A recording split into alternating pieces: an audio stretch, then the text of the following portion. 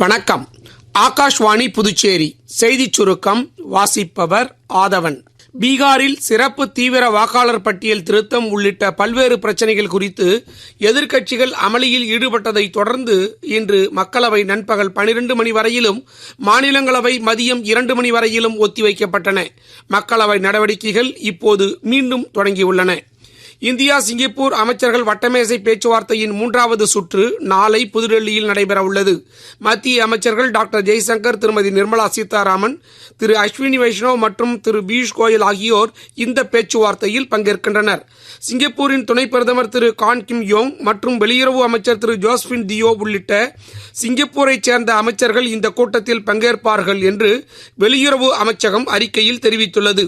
லடாக்கில் சிறப்பு நிகழ்ச்சியாக ஹர்கர் திரங்கா எனும் இல்லந்தோறும் கொடியேற்றும் இயக்கத்தை முன்னிட்டு வாக்கா புத்த மடாலயம் அருகே சிறப்பு கொண்டாட்டத்திற்கு ஏற்பாடு செய்யப்பட்டு தேசபக்தி உணர்வை ஊக்குவிக்கும் வகையில் பல இடங்களில் தேசிய கொடி ஏற்றப்பட்டது. புதுச்சேரி எய்ட்ஸ் கட்டுப்பாட்டு சங்கம் சார்பில் HIV எய்ட்ஸ் தீவிர விழிப்புணர்வு பிரச்சார துவக்க விழா நிகழ்ச்சி கம்பன் கலையரங்கில் இன்று நடைபெற்றது. நாடு முழுவதும் உள்ள பொதுமக்களுக்கு, குறிப்பாக இளைஞர்களுக்கு HIV எய்ட்ஸ் மற்றும் பாலியல் நோய் பற்றிய தகவல்களை தெரிவிப்பதற்கு இந்த விழிப்புணர்வு நிகழ்ச்சி அந்தந்த மாநில எய்ட்ஸ் கட்டுப்பாட்டு சங்கங்கள் மூலம் நடத்தப்படுகிறது.